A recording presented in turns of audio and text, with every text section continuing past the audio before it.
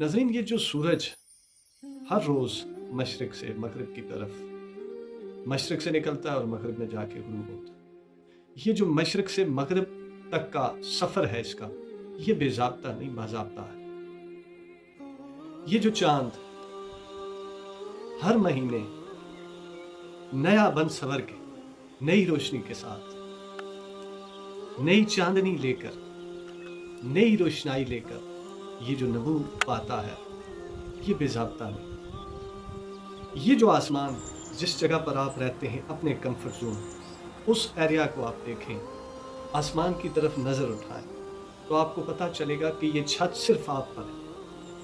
आपका ख्याल ये होगा कि ये छत सिर्फ आप पर है। किसी दूसरे शहर में चले जाएं, वहाँ पर ये लगेगा कि ये छत सिर्फ यहाँ पर है।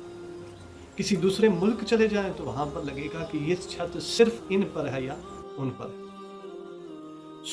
ये बेनज़्म नहीं, ये बेज़ाब्ता नहीं। फिर इसी तरह बारिशें जो है वो कतार दर कतार कतरों का आना, वो बेनज़्म नहीं। इस पूरी कायनात का बगौर मुशाहिदा करें तो पता ये चलता है कि ये बेहंगम बेनज़्म नहीं है, बल्कि मुनज़्ज़म तरीके से इसका मैकेनिज़्म तैयार किया और इसके मैकेनिज़्म में एक निज़ाम है। तो फिर इंसान क्यों कर बेनज़्म हो सकता है? फिर इंसान क्यों कर बेज़ाब्ता बेहंगम हो सकता है?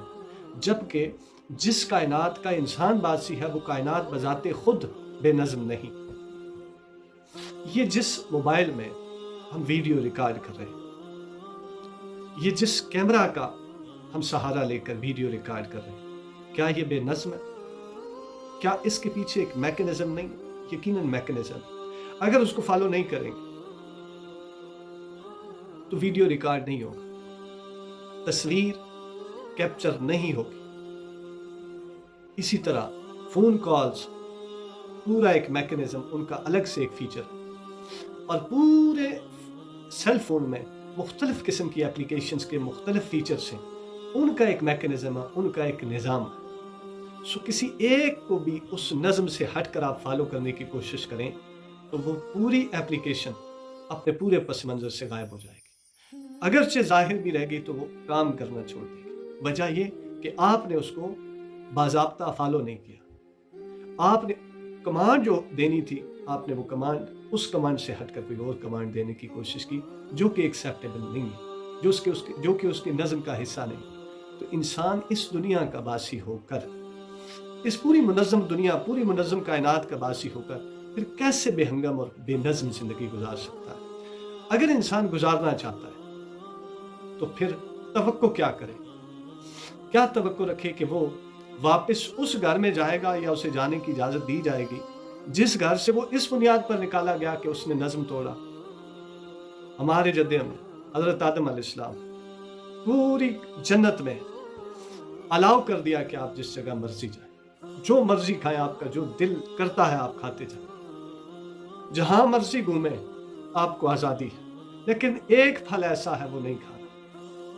उसूल ज़ाब्ता बना दिया।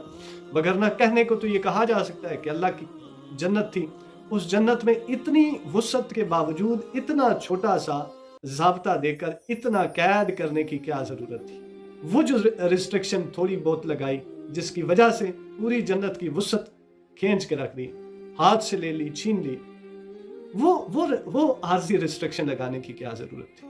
समझाना मकसूद था कि इंसान ज़ाब्ते को समझे, इंसान नज़्म को, कानून को, ज़ाब्ते को, इस पूरे मुनज़्ज़म स्ट्रक्चर को समझे और नज़्म की अहमियत अल्लाह की बारगाह में कितनी है, अल्लाह के यहाँ कितना मुकाम है, आप इस चीज़ से अंदाज़ा कर लें।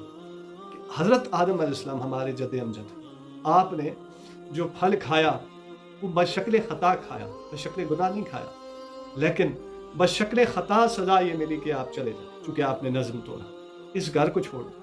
तो आप, मैं, आप और हम सब और इस पूरी कायनात के वो बासी जिनको पूरा एक मैकेनिज़्म दे के भेजा कि आपने इस दुनिया में निज़ाम बनाने हैं। बाकी जो मखलूक़ात हैं जिनको आप किताबें कर दिया, आप तो अशरफुल मखलूक़ात हैं, आपका तो स्टेटस उनसे बड़ा है, तो दर्जे में आप उनसे बड़े, तो आपने उनके लिए भी निज़ाम बनाने।